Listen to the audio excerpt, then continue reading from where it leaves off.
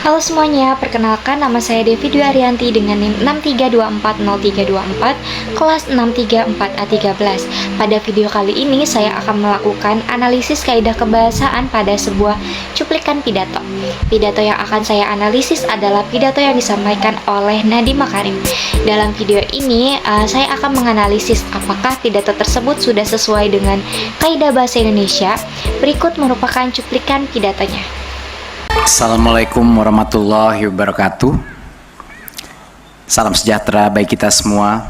Om Swastiastu, salam kebajikan, rahayu. Yang saya hormati Gubernur Daerah Istimewa Yogyakarta Sri Sultan Hamengkubuwono ke-10, Dirjen Kebudayaan Bapak Hilmar Farid, PLT Kepala Museum dan Cagar Budaya Bapak Ahmad Mahendra, jajaran Dewan Pengawas Indonesian Heritage Agency, para pimpinan dan jajaran di lingkungan Kemendikbudristek, serta kementerian dan lembaga lainnya, perwakilan negara sahabat, seluruh penanggung jawab unit museum dan cagar budaya di seluruh Indonesia, serta ibu dan bapak undangan dan hadirin. Ini adalah suatu kebahagiaan bagi saya untuk bisa datang kembali ke Yogyakarta, kota yang seperti kata mendiang sastrawan kita, Mas Joko Pinurbo, terbuat dari rindu, pulang, dan angkringan. Dan mulai hari ini, Jogja punya makna yang lebih mendalam bagi kita semua. Jogja menjadi saksi dari salah satu momentum paling bermakna dalam gerakan Merdeka Belajar dan Merdeka Berbudaya yang terus menjadi prioritas kami di Kemendikbudristek. Saya yakin kita tidak pernah meragukan lagi kekayaan sejarah dan warisan budaya yang dimiliki Indonesia. Sayangnya, kekayaan tersebut banyak yang masih belum terawat dan belum terakomodir secara optimal di museum-museum dan cagar budaya yang ada. Selama ini, kami harus jujur, kebanyakan museum di Indonesia menjadi ruang yang diam, menjadi ruang-ruang yang sepi, dan tidak menjadi pilihan destinasi bagi masyarakat kita. Untuk itu sudah saatnya kita mengambil langkah berani. Langkah berani untuk mentransformasi museum dan cagar budaya yang kita miliki. Masih dalam semangat gerakan Merdeka Belajar, ini saatnya kita menjadikan museum dan juga cagar budaya sebagai ruang belajar. Ruang belajar yang terbuka, yang inklusif, dan mendukung perwujudan pembelajar sepanjang hayat. Hari ini saya ingin mengajak Anda semua untuk mereimajinasi dunia permuseuman. Serupa dengan upaya kita membayangkan kembali langkah-langkah berani untuk mentransformasi sistem pendidikan kita, di sektor kebudayaan saat ini kita tengah melakukan reimajinasi atas upaya pelestarian budaya di Indonesia. Hal ini terwujud dalam pembentukan BLU Museum Cagar Budaya yang dapat disebut juga dengan nama Indonesian Heritage Agency atau IHA, yang pada malam ini kita luncurkan di Benteng Vredenburg, salah satu situs paling bersejarah di kota Yogyakarta dan di Indonesia. Setelah sambutan saya, Pak Hilmar Farid nanti akan menjelaskan secara lebih rinci tentang IHA dan langkah-langkah reimajinasi yang tengah kita upayakan. Ini bukan visi yang muncul tiba-tiba saja, ini kami sudah bertahun-tahun merencanakan ini dan akhirnya pada malam ini kita berhasil meluncurkan. Jadi saya ingin ucapkan pertama terima kasih kepada tim yang telah berhasil dan semua stakeholder yang mendukung ini untuk akhirnya membawa kita di hari ini. Ini bukan perjalanan yang mudah bagi kami. Saya ingin menekankan kembali visi ke depan. Lembaga yang kini hadir untuk mengelola 18 museum dan 34 cagar budaya nasional yang tersebar di seluruh Indonesia. Ini adalah tantangan yang sangat besar. Ibu dan Bapak, ini bukan hal mudah untuk melakukan reimajinasi, tapi saya yakin perjalanan kita akan membuahkan hasil. Dan saat ini, langkah kita dimulai dengan pembaruan Museum Song Terus di Pacitan, yang pagi ini baru saja saya resmikan. Sangat impresif ini museum.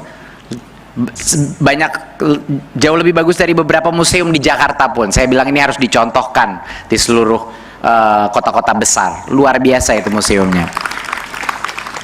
Dan saya menonton satu 3D video mengenai manusia purba, dan melihat dengan anak-anak kecil semua di sekitar saya, mereka semua bersuara, dan saya merasakan spirit, ya, semangat daripada Merdeka Belajar dan Merdeka Berbudaya itu ada di hari itu. Dan itu sebenarnya alasan kenapa kita semua repot-repot membuat acara ini, membuat transformasi ini, adalah untuk menyalakan obor curiosity atau penasaran, rasa ingin tahu dari setiap anak-anak dan generasi muda terhadap sejarah kita, terhadap kekayaan yang luar biasa dari budaya kita.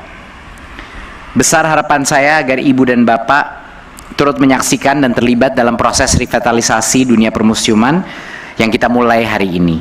Jadikan museum dan cagar budaya sebagai tujuan wisata edukasi, dan bawa serta anak-anak kita untuk mengenal dan mempelajari jati diri bangsa dan akar budayanya. Tapi sangat sulit membawa anak-anak untuk mengerti semua hal ini kalau pengalamannya tidak menyenangkan. Benar apa tidak, Bapak Ibu? Itu sebenarnya kata kuncinya. Kalau ini tidak menyenangkan, tidak ada gunanya, karena tidak akan menginspirasi generasi berikutnya. Kita juga harus menguatkan gotong royong yang mengetengahkan kebudayaan sebagai elemen penting dalam pendidikan, dan dalam upaya melahirkan pembelajar sepanjang hayat dengan karakter pelajar Pancasila. Museum dan cagar budaya harus menjadi ruang publik, bukan hanya tempat untuk benda-benda bersejarah, tapi benar-benar menjadi ruang publik yang hidup, yang senantiasa mengedepankan praktek-praktek pembelajaran kebudayaan yang inklusif dan kolaboratif. Inklusif artinya masyarakat berpartisipasi dalam proses ini, dalam aktivitas museum, dalam semua venue-venue museum yang ada.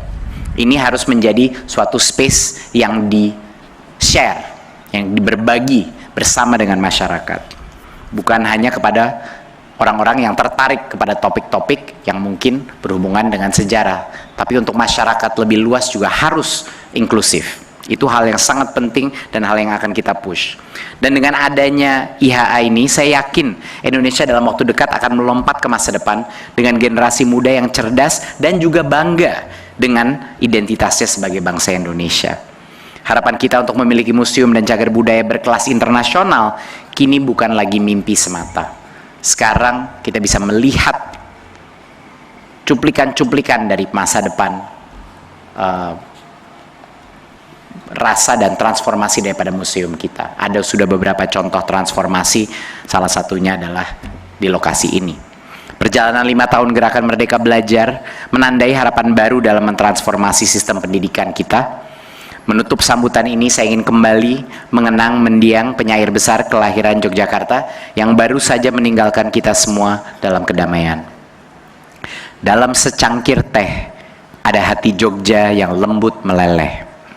Dalam secangkir kopi, ada hati Jogja yang alon-alon waton happy. Dalam secangkir senja, ada hati Jogja yang hangat dan berbahaya.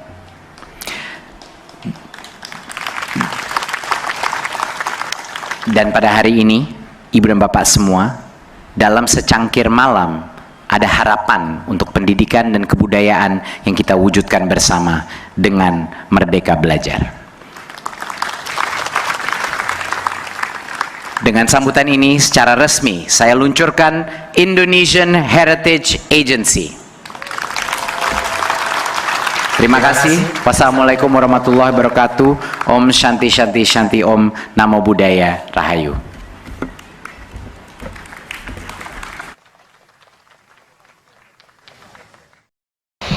Berdasarkan cuplikan pidato tersebut, pidato Nadiem Makarim sudah menunjukkan kesesuaian dengan kaidah bahasa Indonesia dalam konteks pidato formal.